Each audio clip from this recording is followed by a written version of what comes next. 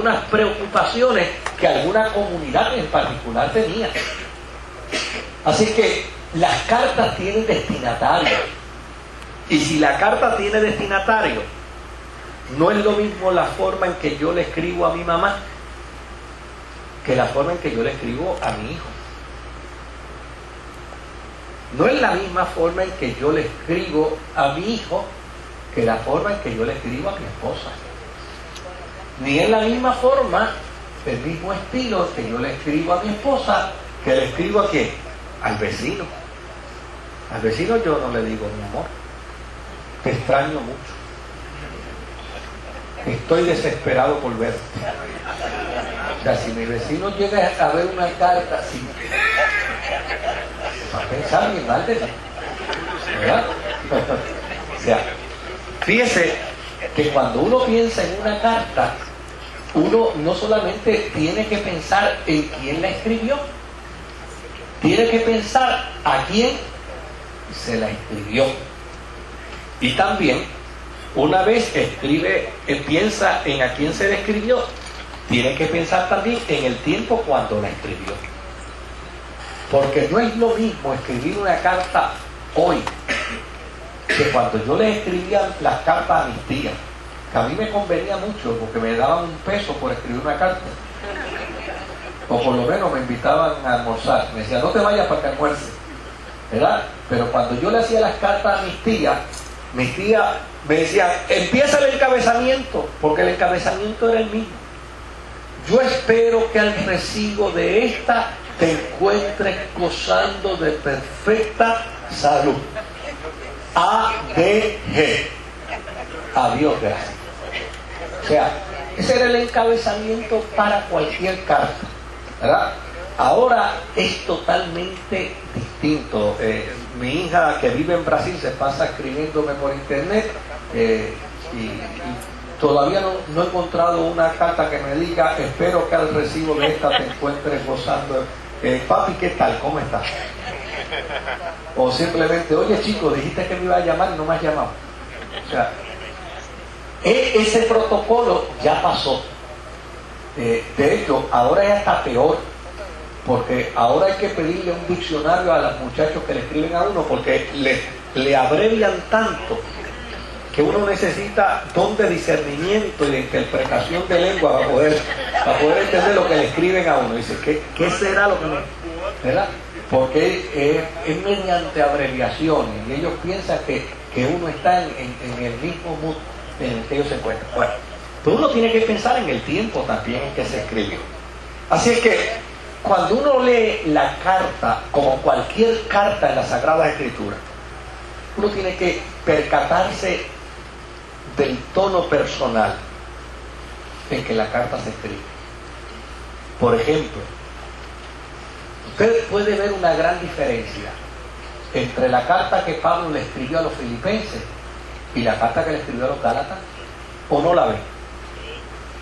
O sea, a los filipenses les dice mi amor, estoy orgulloso de ustedes, los quiero mucho. A los de Galacia les dice, ojalá cuando se circunciden se castren, ustedes son unos estúpidos. La palabra insensato significa estúpido, ¿sí? Entonces, usted se da cuenta que es el mismo, pero las circunstancias cambian. Y cuando las circunstancias cambian, las reacciones son ¿qué? Son distintas. El mismo autor con reacciones distintas. Ahora, cuando uno ve la forma en que Pablo le escribe a los tesalonicenses, uno nota que hay un tono personal muy cálido. Fíjense que Pablo dice, estoy desesperado por verlos. Ustedes no tienen idea cuánto deseo yo he querido regresar allá y no he llegado por culpa de Satanás. O sea, culpable aquí es el diablo que no me ha dejado llegar hasta ustedes, pero yo me muero por verlos, yo me muero por encontrarme con ustedes. Así que es una carta que tiene un tono personal muy cálido, muy comunicativo. En esta carta abundan los pronombres personales en primera y segunda persona, es decir, nosotros, vosotros, vuestros hermanos, nuestros hermanos. O sea, hay un lenguaje donde donde se incluyen y se interactúa tanto en el pronombre personal de primera y segunda persona.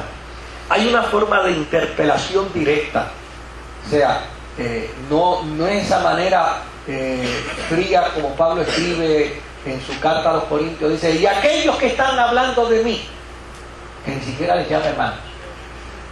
Aquí en la interpelación directa dice, mis queridos hermanos. De hecho, la palabra hermano en una carta tan pequeña de 5 capítulos aparece 10 veces. Hay una serie de observaciones que Pablo hace en la medida que escribe, como si estuviera reafirmando en su carta que lo que les enseñó todavía ellos lo practican.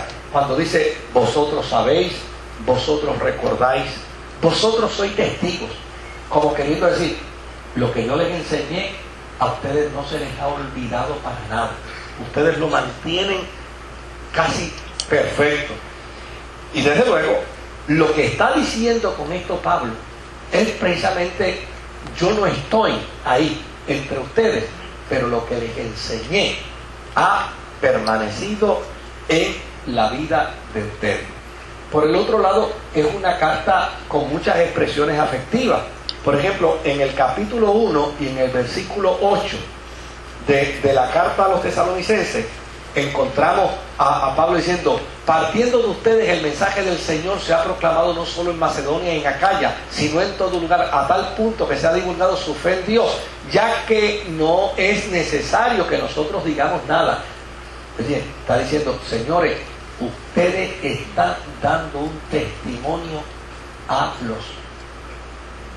Ni siquiera tenemos la noticia de lo que ustedes son en la fe. Eso está corriendo por toda Grecia. Todo el mundo está entendiendo perfectamente bien la clase de cristianos que ustedes son. Hay mucha expresión de gratitud, sobre todo de gratitud a Dios por la vida cristiana de esta comunidad. Es la forma y manera como Pablo dice, mira, esto que está sucediendo en ustedes a mí me llena de tanto gozo que yo no ceso de darle gracias a Dios. Esto Pablo no se lo dijo a los Gálatas. A los Gálatas les digo, a mí me da dolor que ustedes empezaron en el espíritu y terminaron en la carne. Aquí les está diciendo, hermanos, yo doy gracias a Dios tantas veces porque ustedes han mantenido un testimonio de vida intachable. Ahora bien, siendo estos creyentes que están bajo una crisis de persecución, Pablo, además de escribir una carta amistosa, le escribe una carta donde los anima a permanecer fieles a pesar de la persecución. Y yo quiero que veamos algunos textos de eso. Por ejemplo, en el capítulo 1 y en el versículo 6. El versículo 6, donde Pablo le dice, ustedes se hicieron imitadores nuestros y del Señor, cuando a pesar de mucho sufrimiento, recibieron el mensaje con la alegría que infunde el Espíritu Santo. Oiga, ese texto para mí es conmovedor. Ustedes se hicieron imitadores nuestros y del Señor, cuando a pesar de mucho sufrimiento recibieron el mensaje con la alegría que infunde el Espíritu Santo. O sea,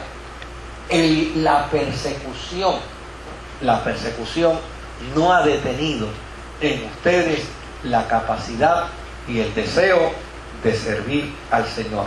En el capítulo 3 y en el versículo 3 y versículo 4, el apóstol San Pablo le dice, para que nadie fuera perturbado por estos sufrimientos, ustedes mismos saben que se nos destinó para esto.